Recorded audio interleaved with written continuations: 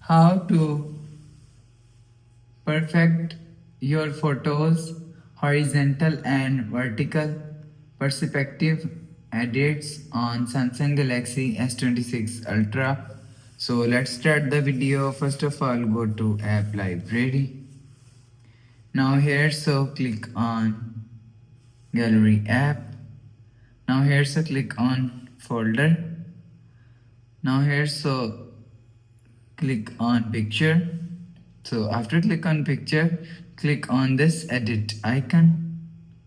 So after click on this edit icon, so click on this icon and click on this icon. So after click on this icon, horizontal is here, so if you, or vertical is here, so if you want to set horizontal, so you will see,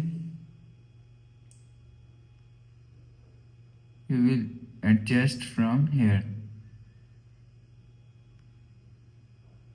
and click on vertical, so you will see set vertical from here. So after adjusting, click on save. So after the process, you will see horizontal and vertical set picture is here. So after the process, go back to home screen, refresh home. So that's how you can perfect your photos horizontal and vertical perspective edits on Samsung Galaxy S26 Ultra. So if you like the video, please subscribe. Thanks for watching.